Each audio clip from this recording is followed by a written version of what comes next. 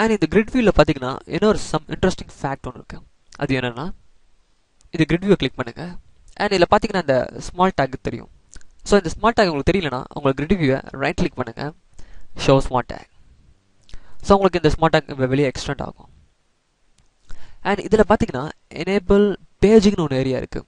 So இந்த enable பேஜிங்கை first நீங்கள் click பண்ணுங்கள். கிளிக் பண்ணிவிட்டு உங்களுடைய ஸ்மால் டேக்கை கிளிக் பண்ணுங்கள். ஸோ பேஜிங் தான் உங்களுக்கு தெரியும். ஸோ பேஜாக வர்றது.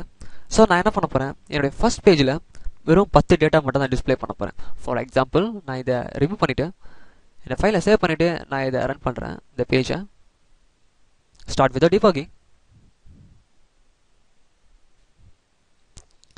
என்னுடைய ப்ரௌசரில் டிஸ்பிளே ஆகிற டேட்டாஸ் பார்த்தீங்கன்னா எக்கச்சக்கம்.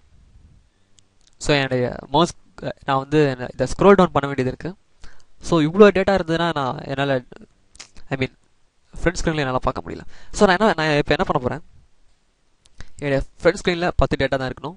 என்னோட நெக்ஸ்ட் பேஜில் 10 டேட்டா. ஸோ பேஜாக நம்ம செட் பண்ண போகிறோம்.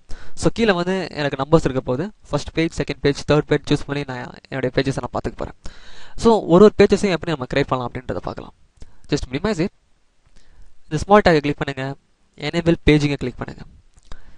அண்ட் கிளிக் பண்ணிவிட்டு நம்முடைய ப்ராப்பர்ட்டிஸ்க்கு வந்தீங்கன்னா come down.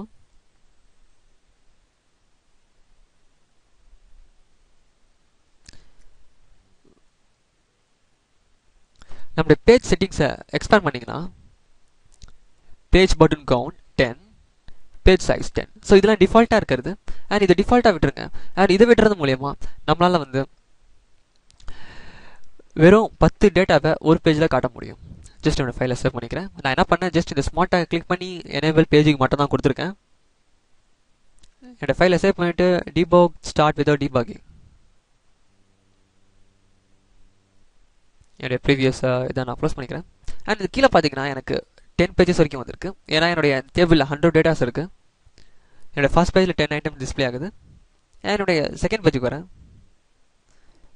அடுத்த 10 items, third page, fourth page, fifth page, sixth page.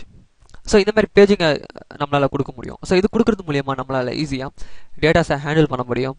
நம்மளால் டேட்டாஸை ஒரே பேஜில் இருந்து ஸ்க்ரோல் டவுன் பண்ணாமல் நம்மளால் பார்த்து ரசிக்க முடியும்.